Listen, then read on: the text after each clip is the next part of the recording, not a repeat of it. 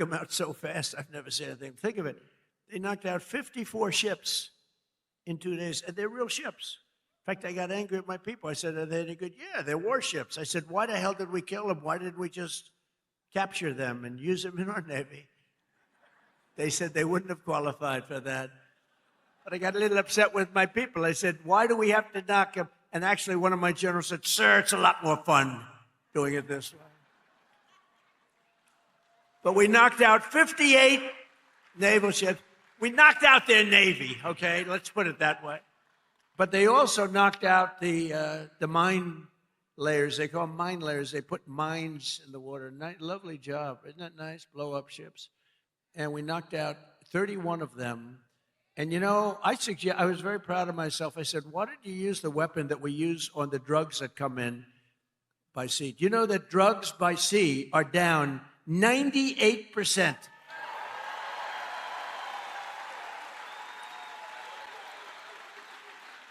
And I said, that's a hell of a weapon. And they said, well, give it a shot. It worked very well. We've knocked out, I think, 28 or 29, all of them, almost all of them. They'll all be gone. By the time I'm finished speaking, they'll be gone.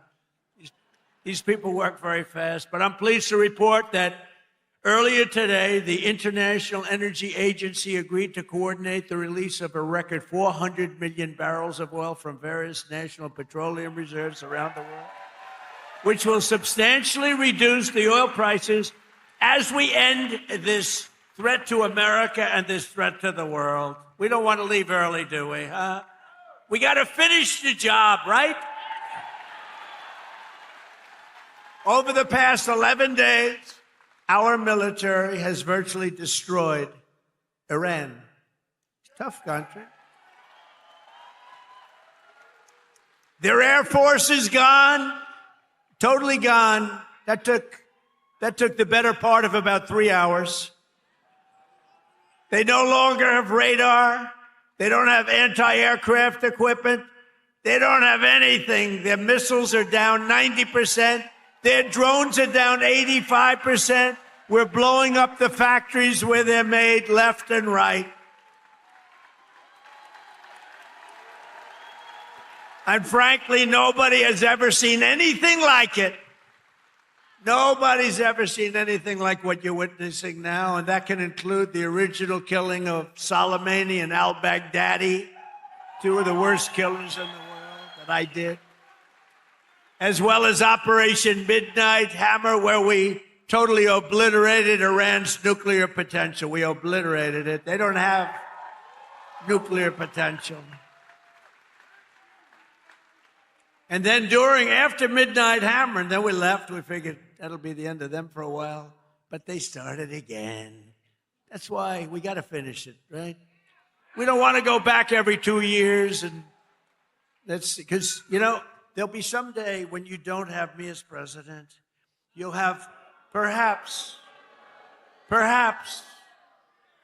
have a weak, pathetic person like we've had in the past, mostly all.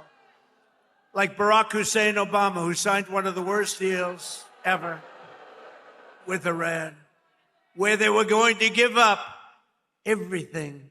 Remember when he filled up a 757 with billions of dollars of cash and sent it to Iran?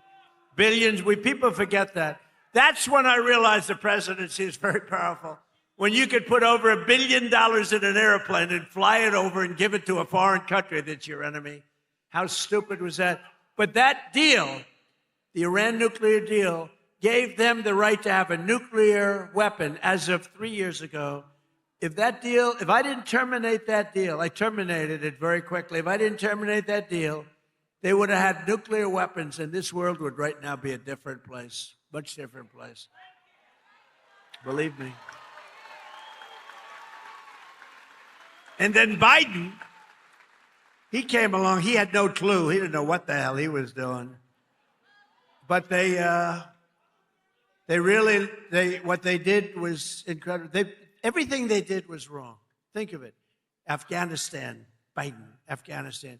The most embarrassing day in the history of our country. Embarrassing.